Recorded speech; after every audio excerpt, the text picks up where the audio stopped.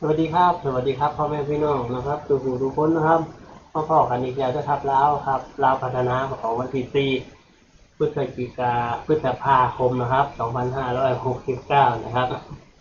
สมมติจังสิให้สิ้นปีไว้สิครับได้ยินข่าวว่าเขาสิกลับมาคือเก่าเด้อหวยลาวเนี่ยเขาสิบ่มีซุมื้อเด้อได้ยินข่าวว่าเขาสิมาจันทร์พุธศุกร์คือเก่าประมาณนี้แหละสิบ่มีซุมื้อจักว่ามื้อใดสิเริ่มวันที่4ว่าซั่น4ก็คือมื้อนี้แหละก็สิเริ่มวันจันทร์วันพุธวันศุกร์นะครับเด้อเพราะว่าสิบ่มี5มื้อคือเก่าแล้ววันเถาะสิบ่มีซุมื้อคือเก่า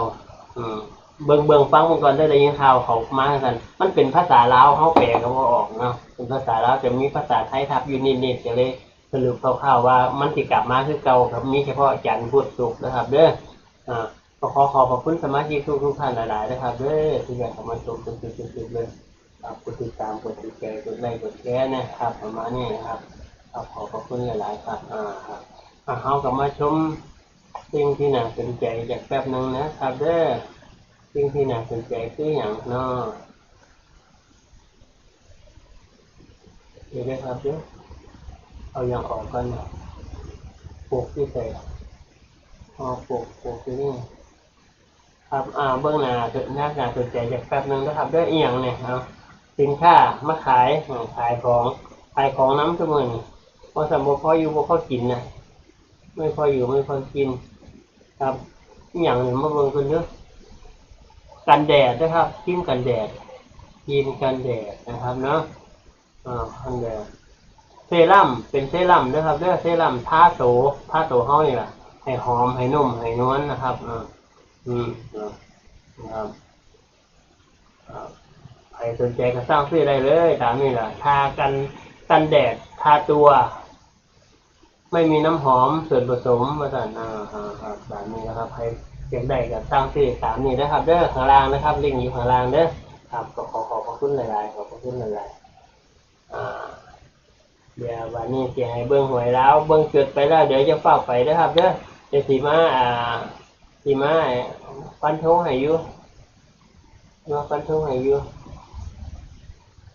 เอาคือหลายอันเลยอันนี้ก็อันหนึ่งอืมงงมันมี2 อันทับกันเอ่อครับเขาก็มาเบิ้งเลขเขาเด้อบัดนี้เด้อเดี๋ยวสิฟันให้เด้อครับเด้ออย่าเฝ้าเปิดใส่เด้อสิฟันให้ฮ้อนโอ้ขึ้นฝนตกครับฝนตกแน่วันนี้ฮ้อนด้วยกันครับอันนี้นะครับเด้ออืมจดเอา1 2 3 4 5 6 7นะครับ1 2 3 4 5 6 76กับ7นะครับเด้อสิแน่นให้บัดนี้จดได้จะเฝ้าไปสิแน่นให้เจอตัวใดนะ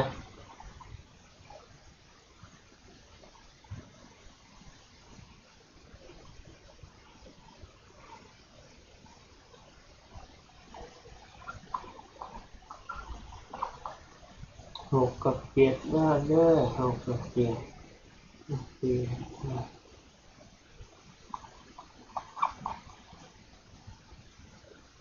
6 กับ 7จดเอานะครับได้บัดนี้เดี๋ยวสิแน่นให้สิแน่นให้วันนี้ขอให้เรื่อยๆนะครับเด้อเรื่อยๆมาเบิ่งมันเน้นที่6นะครับเด้อ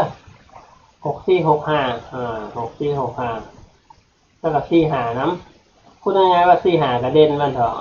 45กระเด็นนะครับเด้อ4กับ5กระเด็นมันสิมาคู่กันกับ6 กับ 7บ่6 กับ 7บ่หรือว่า84 85ใครมาก84 85ก็ได้ครับมันบ่อยู่ในนี่หรอกแต่ว่ามักประมาณนี้นะครับ6465นะครับแล้วก็45เด้ออันนี้เน้นๆนะครับเด้อขอให้รวยๆมื้อแลงขอให้ได้คิดกันครับสาธุโอเค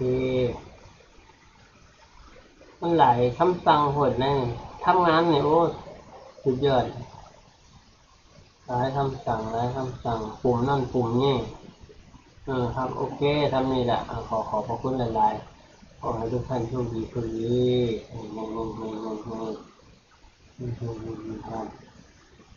สวัสดีครับ